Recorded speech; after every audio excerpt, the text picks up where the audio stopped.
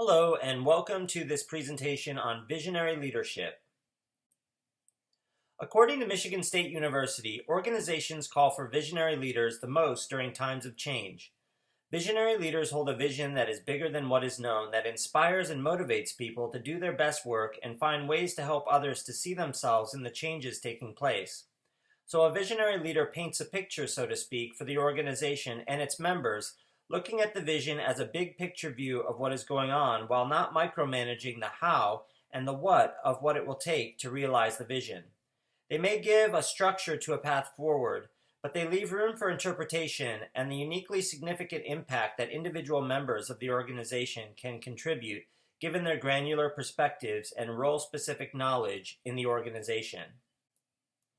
Simon Sinek describes this dynamic in his well-known TEDx talk, Start with Why, How Great Leaders Inspire Action.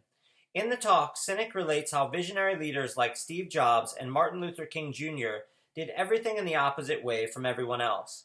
This factor is encapsulated in what Sinek describes as the golden circle. He relates how most people, and by extension organizations, know what they do and how they do it, but when it comes to why they do the things they do, things are left a little murky for most folks. Visionary leaders, on the other hand, start with the why of a project or organization, and they get crystal clear as to what constitutes it. Here's a link to Sinek's talk if you want to hear him explain it in his own words. Sinek's oft-repeated quote in the talk is, "People don't buy what you do. They buy why you do it." He describes how Steve Jobs, with the company Apple, did not say to folks that they build great computers and they put the best people to work on it and create a bunch of cool stuff. Rather, they open with the sentiment that they as an organization think differently as a core belief and value and uphold the idea of going against the status quo. Sinek goes on to describe how Apple innovates products and incidentally creates computers as a byproduct of staying true to their vision of representing a different way of thinking in the world. I don't know about you, but I can personally feel the resonant impact and change of gravitas just in the relating of this to you here in this talk. Perhaps that is why Sinek's talk has garnered over 10 million views online so far. As many thought leaders have tapped into, this essence can be seen in understanding Martin Luther King Jr.'s impact as well. As many have witnessed, as Sinek did, King did not say he had a good idea or a plan. He said, as we all know, "I have a dream." The impact of this statement is in the catalytic visionary quality it holds. It's like a seed that will unfold in multifarious and unpredictable ways through the activity of countless individuals enacting its purpose while still embodying the essence of the original impetus for why the process was started in the first place.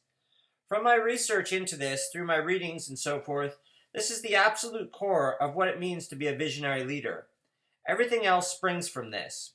Derek Rydell, who is a coach for the next generation of visionary leaders, has also touched upon similar themes to this in his work as well.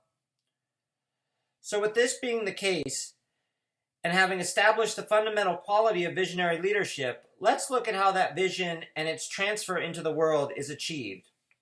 Western Governors University gives us some very helpful insight into some of the qualities of a visionary leader. For more detailed information, you can find them listed at the end of the presentation, but as a quick reference, here are the qualities that they have listed.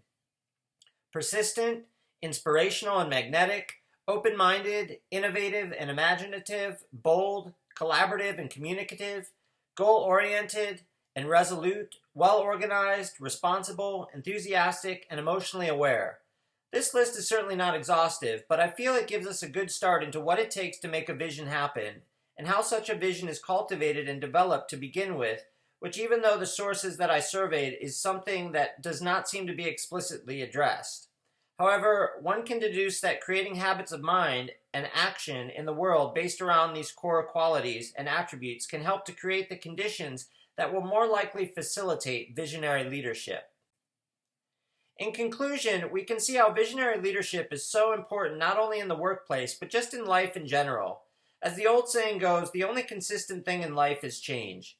With that being the case, as we have discussed, visionary leadership will always be in high demand as a solution for successfully addressing and navigating changes as they arise. In the context of organizations such as Apple and movements such as the civil rights movement, as we have seen here, Visionary leadership can be a transformational element in what unfolds to pay dividends beyond any one person or product. Learning to embody the qualities listed by Western Governors University can give us a beginning framework for how to practice visionary leadership in our lives and cultivate it in the world. There are certainly many, many more resources on this topic and perspective that will yield further insights into what is possible as a visionary leader. These were just some of the main ideas from authoritative sources to get you started in learning more. Thank you for your attention. If you have further questions, please contact me at jonkkeppel@gmail.com. I hope you have a great day. This concludes the presentation.